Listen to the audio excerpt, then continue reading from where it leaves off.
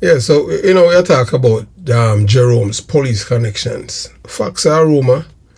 So you're looking at 3 senior police officers. One of them retired, Assistant Commissioner of Police, Derek Clappinite. Yeah, man, I used to work with him on the special squad at Unsby. We were on the same team. I can tell you that this man is the epitome of a criminal in uniform. I'm not saying no legend, not because I'm not convicted in a court. The man a criminal. I have witnessed this man commit crimes. Robbery. He's one of the police officers why I call the police force a day. Because I had witnessed him committing murder and robbery. Yes, Derek Cowboy Knight, Ox, Donovan Ox O'Connor, and Rowan Blackwood. Blackwood was a constable. He was a sergeant now. I heard him say, boy, when him see me, man, kill me. Him too? Want to kill me? Wow. Okay. All him have to say I lie, me I tell on him thing there. Because I didn't buy a vehicle after all of that, I am the only one who did not partake in them crime and take any of the court money or any of the money or any of the drugs. None. I was the only one and them hate me for that. Or if you hate a man after you commit your crime and him say him no want none, you're not glad because you never shared. Him no want none. So you become the enemy. And then this little police now, this you understand, say me, why me? And yet still, say me if you dead, Rowan Blackwood. Him in a police force still I want to be my sergeant. You understand?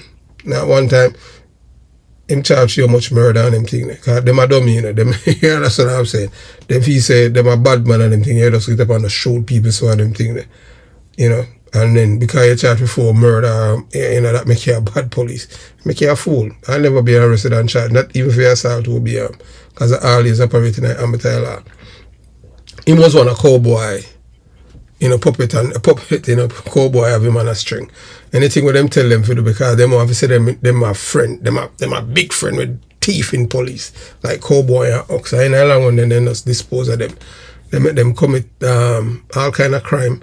Them get paid for do it, and then them delegate it to them and make them do it and then end up in a problem. Because them not no sense, dummy them. You understand? But I say yours truly, them couldn't do that. So ladies and gentlemen, tonight we are going to examine one of the most discussed questions surrounding the late Jerome Cunningham. What were his connection within the Jamaica Constabulary Force? Were those relationships simply friendship or did they have an impact on official decisions? Whether or not you want to know, Jerome, did powerful, Jerome all make all police at once we were getting a trouble make police have to back off. I can't talk to the policeman. If he would talk to me and them thing there, I don't know if he would do it now, You understand what I'm saying? But I knew of it. That's since me I had left the police force. This discussion is not about convicting anyone in the court of public opinion. It is not about spreading rumors or repeating gossip. DCP Clifford Blake or Terence Bent or Derek Cowboy Knight or others, any of them, if them believe me, if any of them conscience, if they have a conscience, I am lying, I invite you to come on the Jamaica Young Police channel. Call me, Christopher Porter, 954-556-0275 and challenge me. Say that I am lying about you. Because everything that I am saying about you, me can quote sources and even from eyewitness account. I just saw it go. So, we don't have no time to tell lie on people. Because it don't. What it profit a man to gain the world and lose his soul? I'm not into that. The amount of death threat that I have received right here. I see police say man kill me. I see him dead and a drunk find him. I have never done anything to the man. Him dead and a drunk find him. They have to bury him fast. Then now, all of them, many police officers, even since the Terence Bent video, and I don't even finish with him yet. Police, boy, they will hunt me down in America and kill me. Really? Then try now. Try your luck. You understand? Because even with that Jamaica and them thing there, me still not afraid of none of them. Me see bigger dog around dead from flea.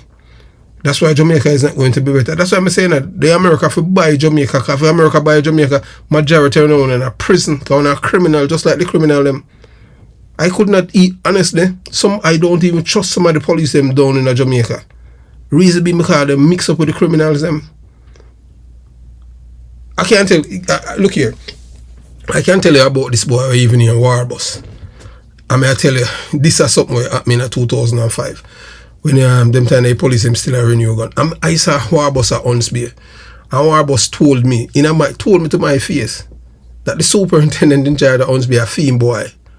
And I said, oh, you can't say that about me. And you call me Mr. Porter, him call me. Mr. Porter, him call me. You understand?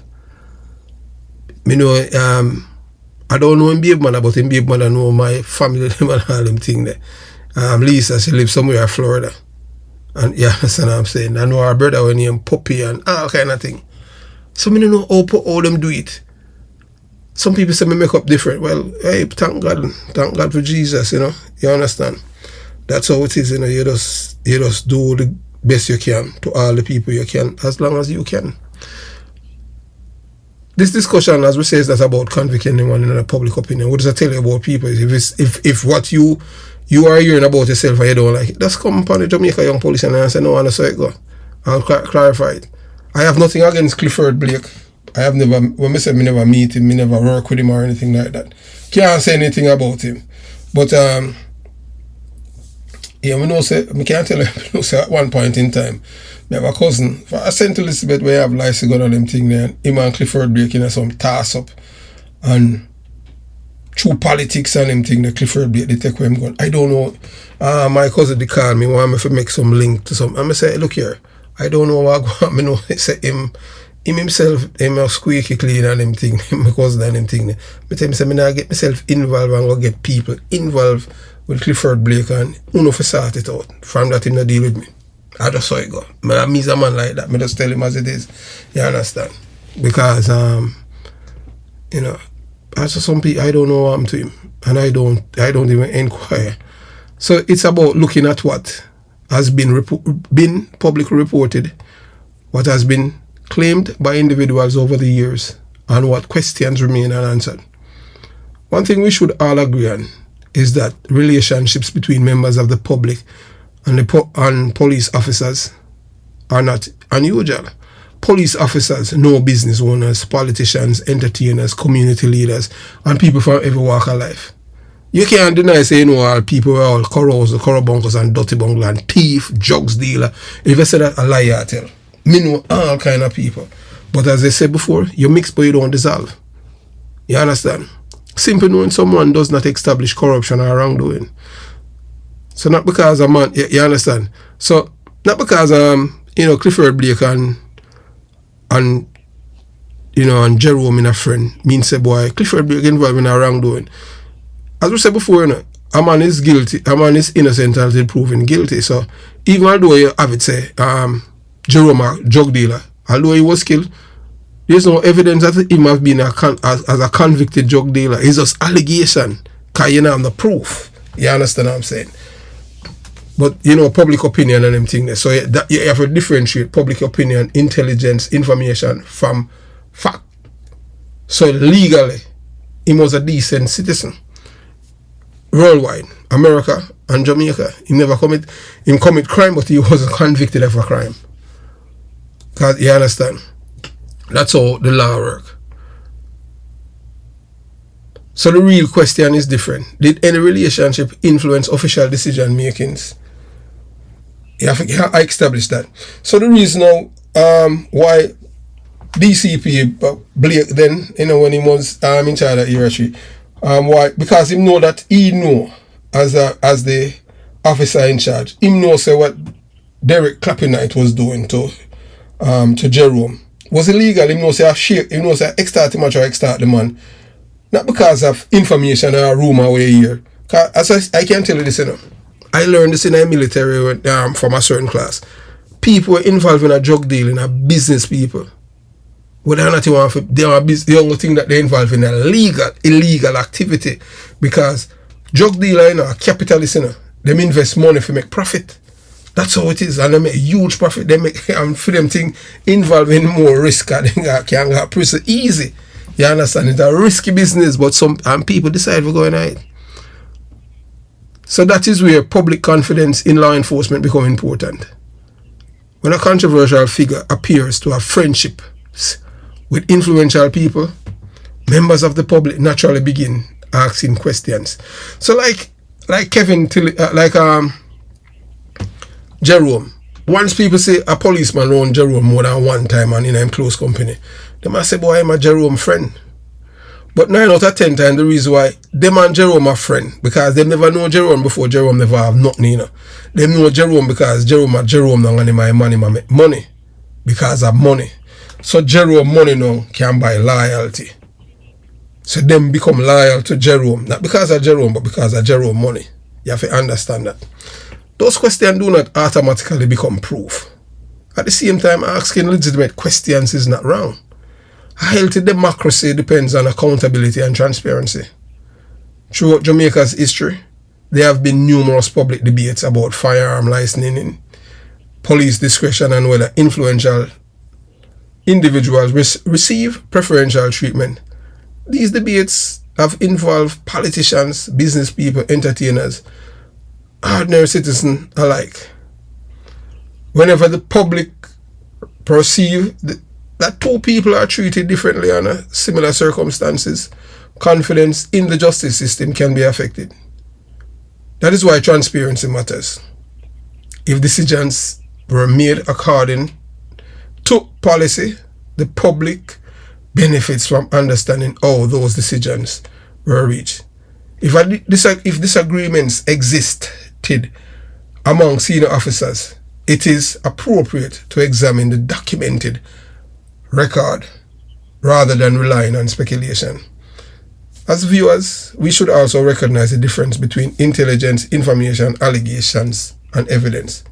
Public intelligence can guide investigations. Yeah, police intelligence can guide investigation. But intelligence alone is not proof of misconduct. Information from unnamed sources may prompt further inquiry, but it must be corroborated. Allegations deserve to be examined carefully, not accepted automatically as evidence or facts, because that is where we say allegations. It have been proven. Evidence is what ultimately supports conclusions. That distinction is critical, because when we blur the lines between rumors and proof, we risk reaching conclusions that the available evidence does not support. So as we go through today's discussion, I encourage you to evaluate every point carefully. Ask yourself, is this supported by documented records? Is it based on public statements that can be verified? Is it simply an allegation? Is there another reasonable explanation? Is this because of intelligence, relationships, and because of public utterance? Those are questions responsible investigators ask, and they are the questions responsible viewers should ask as well.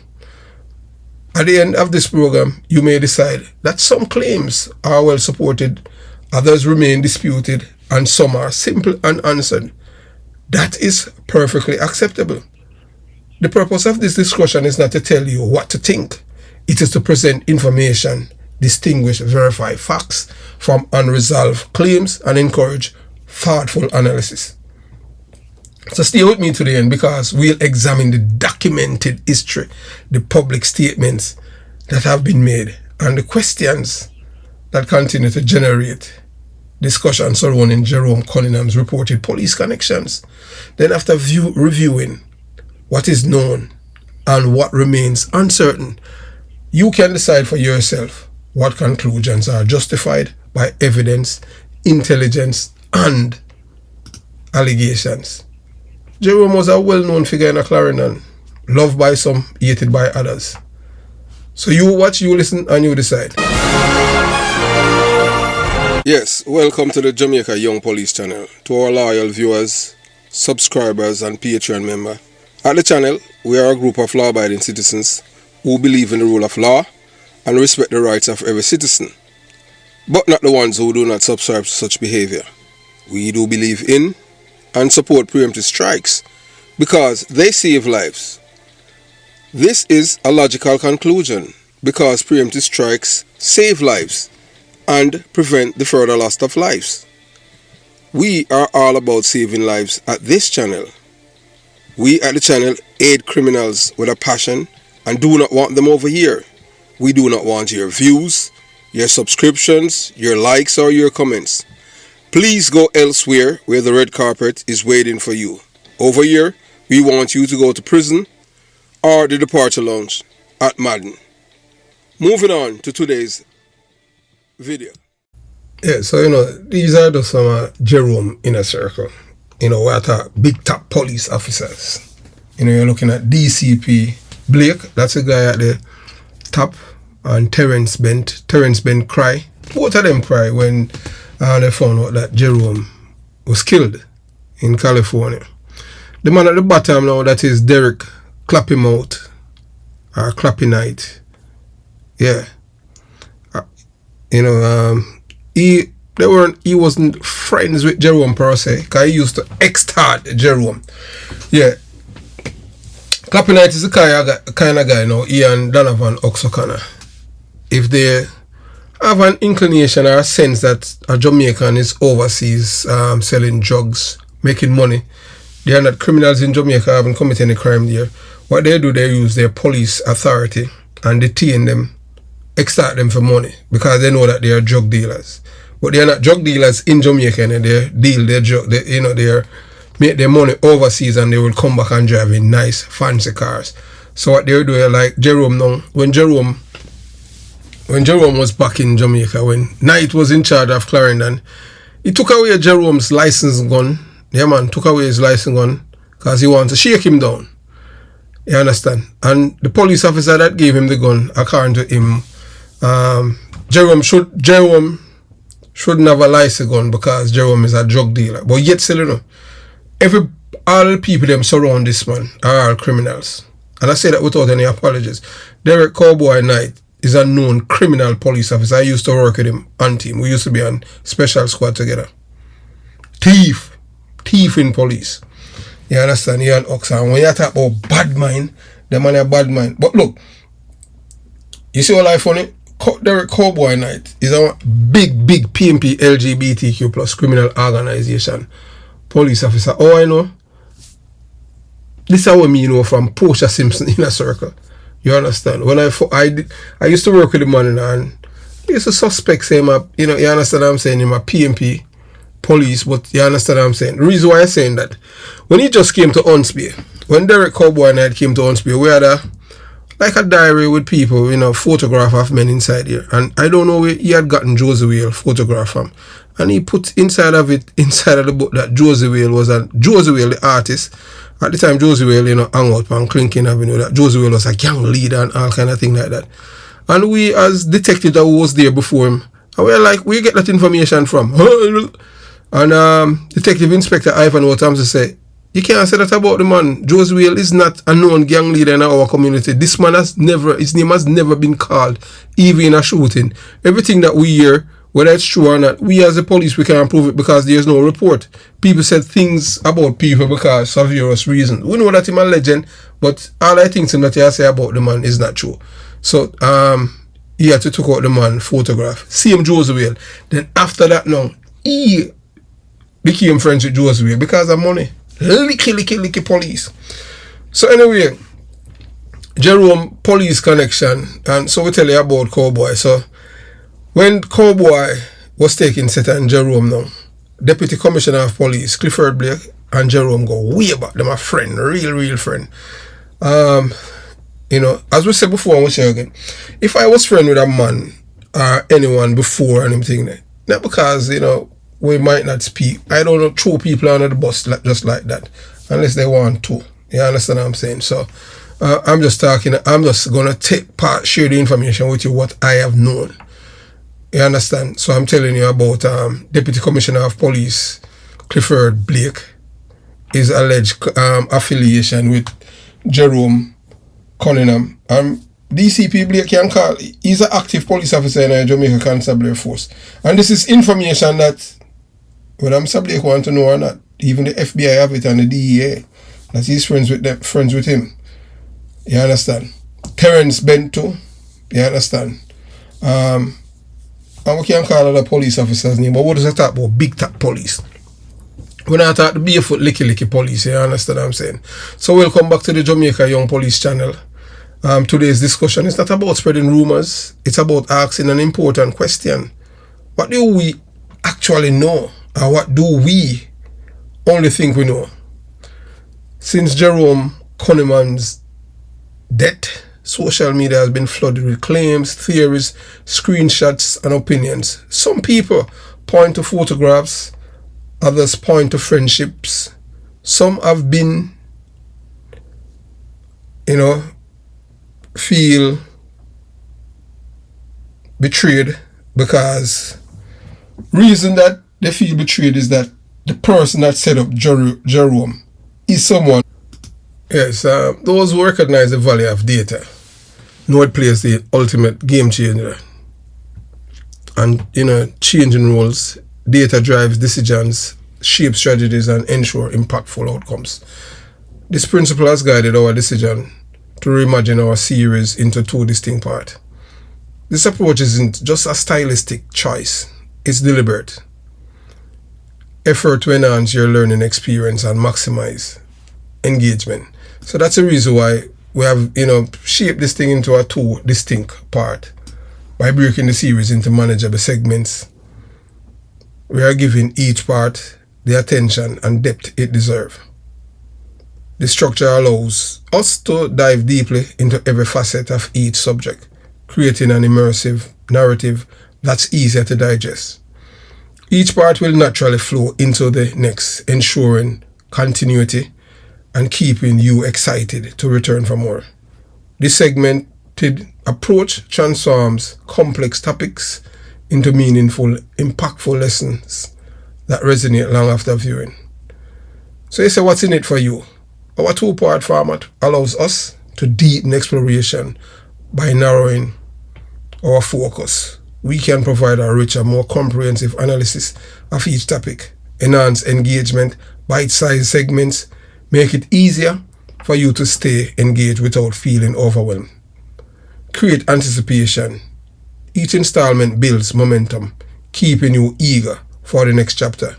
This structure isn't just about improving our content, it's about delivering the insight you deserve in a truly valuable way. Unlock the full experience on Patreon. Join the Jamaica Young Police Channel Squad. For those who can't wait to dive into the entire series or want even more exclusive content, we invite you to join us on Patreon. As a Patreon supporter, you will unlock early access to full-length videos, behind-the-scenes insights, and special perks reserved for our most dedicated viewers. Click the link in the description to join us on Patreon and take your engagement into the next level. Why become a Patreon member? Supporting us on Patreon is more than a subscription. It is an investment in content that matters to you. As part of our Patreon family, you will join a global community of like-minded individuals committed to impactful, honest content about Jamaica and beyond. Our Patreon community spans North America, Europe, Africa, the Pacific, other regions, Barbados, Trinidad and Tobago, Cayman Islands, and Turk and Caicos Islands. Wherever you are, you will find yourself in the company of a worldwide network of viewers passionate about making a difference. Your support fuels our vision. To our current Patreon members, thank you. Your contributions are the lifeblood of the Jamaica Young Police channel. Your support allows us to maintain and improve the channel, produce high quality, well-researched videos, address viewers' requests, and explore new topics. Because of you, we can keep delivering the hard-hitting, insightful content you rely on. Guided by your feedback. We understand your time is valuable, and we heard your feedback. That's why we are committing to keep our video under 30 minutes while maintaining the depth and quality you have come to expect. Each video is crafted to address topics that matters to you, ensuring your experience is both meaningful and efficient. Join us on Patreon, be a part of the journey. By joining us on Patreon, you are not just a viewer, but a part of a mission. Together we can continue to uncover truths, share critical insights, and inspire positive change. Click the link in the description to become a part of Jamaica Young Police Channel family. Your voice guided us. Your support sustained us. Together, we'll keep building something extraordinary. Have yourself a beautiful day. Jamaica. I will say before and we say again, yeah, same time tomorrow, you'll get part 2. If you can't wait, you just join the Patreon squad. Have yourself a beautiful day. Jamaica Young Police Channel out.